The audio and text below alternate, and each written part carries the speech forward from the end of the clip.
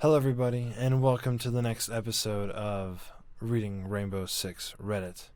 I'm Gavin, and we're a little bit short staffed today. Kendall is feeling a little bit under the weather, so please feel free to give him some prayers, some shout outs, some hopes that he feels a little bit better. So, this episode's going to be a little bit shorter because it's just going to be me talking about what's trending. The first thing that's trending on Rainbow Six is a continuum of people's comments on the patch notes. Specifically, again, Maestro's loss of his ACOG and also Ella's ridiculous buff. We've seen a lot of crazy stuff with Ella. I continue to run into her basically every game, and her SMG is still super powerful, and I'm still upset that my Maestro boy no longer has a way to take out those long spawn peaks. In addition to this, the next thing that's been crazy trending on the Reddit has been the different kind of additions that people are doing with Rainbow Six.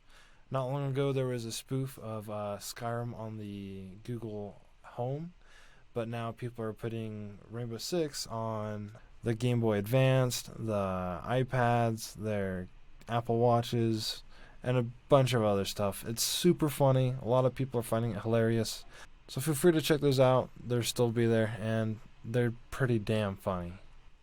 The next thing that's trending on Rainbow Six Reddit has been Valentine's Day, but not for the reasons that you would initially think. There's no Rainbow Six dating app coming out, sadly, but the new Road to Season 1 event will be launching the same day as Valentine's Day, so if you got a girl, if you got a boy, if you got something, feel free to hop on and have a good time. But that's all that's really been trending this week on the Rainbow Six Reddit. If you noticed anything else that we missed, or anything else that's really funny, of course there were a bunch of amazing clips of gameplay, art, everything else that you guys are posting about, so feel free to check all that out. But those are the main things that people have been commenting and talking about in the Reddit. So now I'm going to go back into Rainbow Six Operator Creator and show you my pick for the week. Sadly, it's not a great pick, but there were so many, and there's only one of me, so I'm only going to do one. Maybe next week, if you guys comment like enough, maybe I'll do an extra one to make up for Kendall being gone. So now we're starting in the Operator Creator, and this week, the Operator Creator Phoenix616 created two variations on one attacking operator. So here's the basic concept. An attacker with an underbarrel grenade launcher that has access to 3 secondary gadgets. This means that they have 3 secondary gadget slots with their own variations to choose from, with a limit of 2 of the same gadget. Idea 1. An op that can fire launch variations on secondary gadgets. A cookable frag grenade, for example. A launch claymore that emits a laser in a straight line for a few feet. When passed through, a defender explodes, dealing damage. Or like another example is like a camera that pings all enemies in view once, then is destroyed. Idea number 2 is an op that can fire bouncing variations on a secondary gadget, but has a guideline. Same examples like frags, claymores, and whatnot. So the reason why I picked this is because the reason why. So I'm just gonna start drawing so you guys can kind of get a visual. So the idea of a grenade launcher has been proposed in the Rainbow Six Reddit for generations, but the problem is that it's never gonna happen. Let's change this color. Let's get some. You know what? Let's get a classic black. I think that was black. So the problem is that you have operators that have the skeleton key, like Buck, right?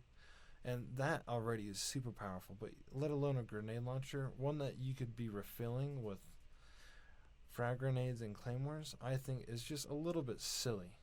So he doesn't give any list of weapons. These are just concept ideas. So I feel like someone that would have a grenade launcher would have a nice beret, or like a, let's see, I think a beret looks like that. Yeah, let's do that, and then like that. It's not a very good beret. It's more like a flattened chef's hat.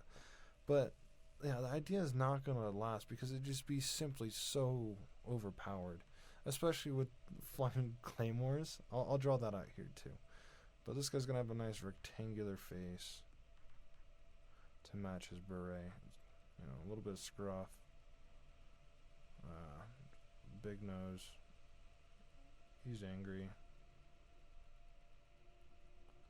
Yeah, that looks about right. Kind of like a Maestro-esque kind of guy.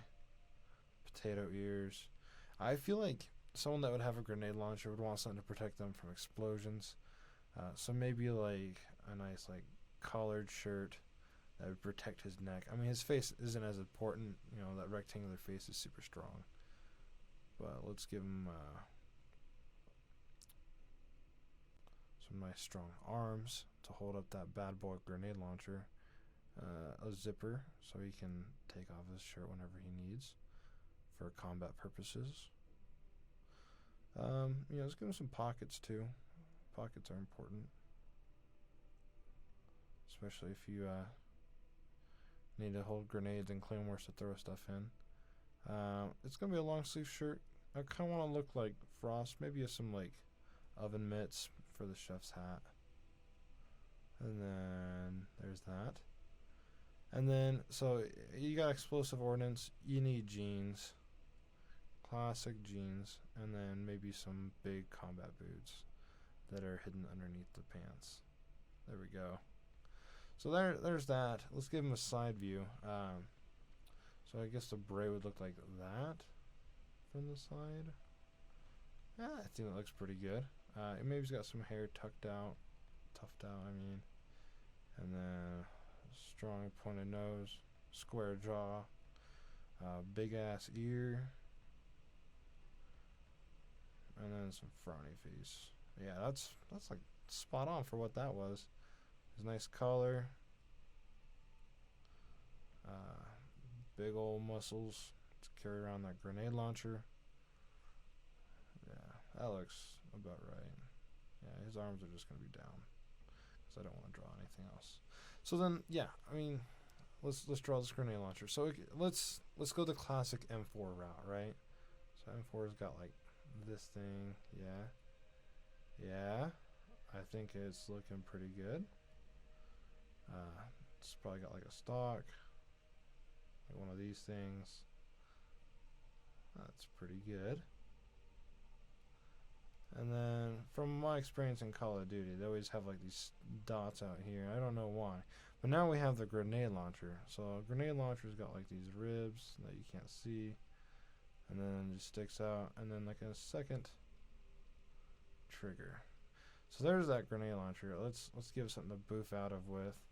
Now, he mentions it can be grenades. So we got a grenade right here. It can be claymores, which would be flying out like a frisbee. Let's get some red lines for lasers. There we go. And then he also says cameras. So, I mean, this is an attacking op. So the camera he would naturally have would be his useful drone. Right? So he'd be able to shoot all these things out of the grenade launcher. So we got like... Right? Or the other idea that he proposes is that it has like a guideline. So what I would be imagining is say our oven mitt's right here, right? He's got a frag grenade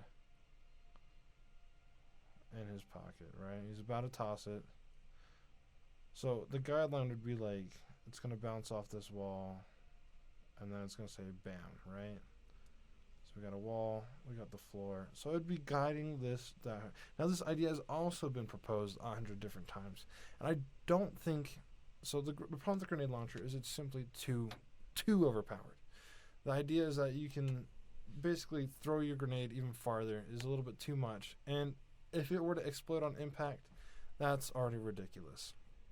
That'd be basically giving more utility to a Zofia, when Zofia is already a super powerful operator. The other problem is claymores and claymores. I mean, that's just dumb. Like, come on, that's silly. And the idea of shooting your drone or just a camera just doesn't work because it explodes on impact. You get one ping out.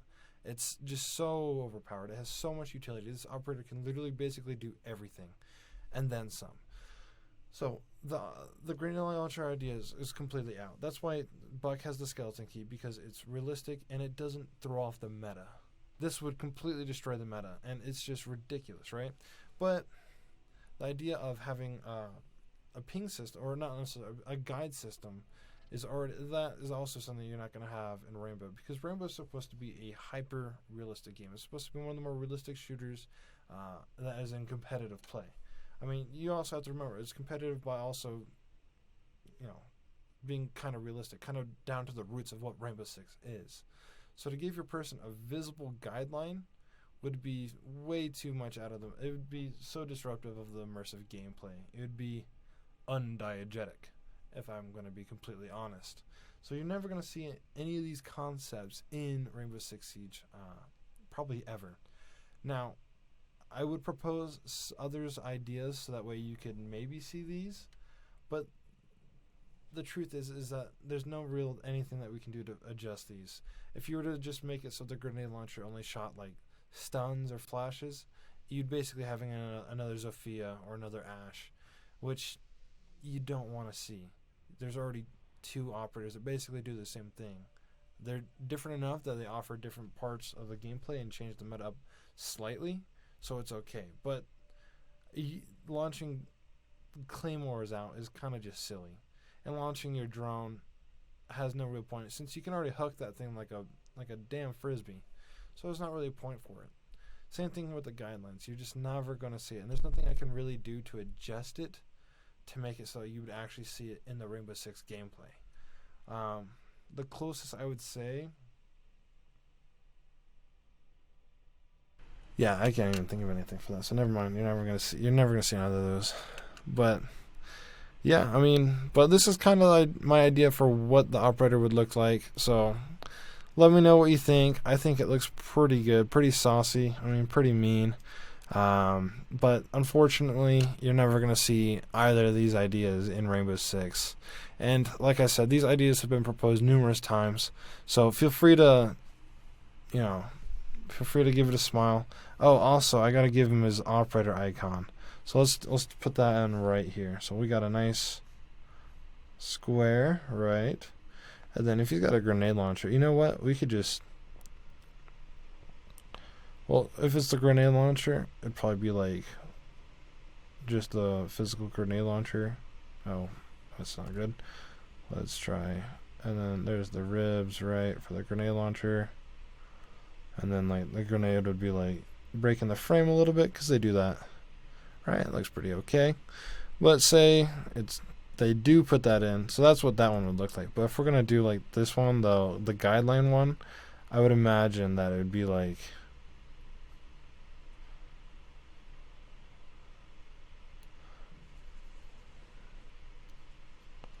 kind of like that. I mean, you show the trajectory, it makes a cool icon. I mean, if we were to give him a name, let's see, like, let's give him the name Throw Guy, or let's say Throne. Play on words like throne and yeah, I mean, I think that works. But yeah, that's what we got. So thank you for giving us a submission, and we'll keep looking at them. Alrighty guys, so unfortunately again we didn't have Kendall this week, but I feel like we said plenty, or I said plenty. So again, give Kendall your best wishes. Hope he gets better. Hopefully next week we'll be able to provide you guys a little bit more. If there was anything this week that we missed, or that I missed, let us know in the comments. If there's anything that you saw that was trending that we didn't talk about, let us know. If there's any other operators in the operator critter you would love to see animated or drawn or hear our opinions about, just let us know, because I'm always here, it seems, and Ken will be here next week, so probably. I hope he gets better. But that's going to wrap up for this video, and again, feel free to like, subscribe, and let us know. Alright. Peace.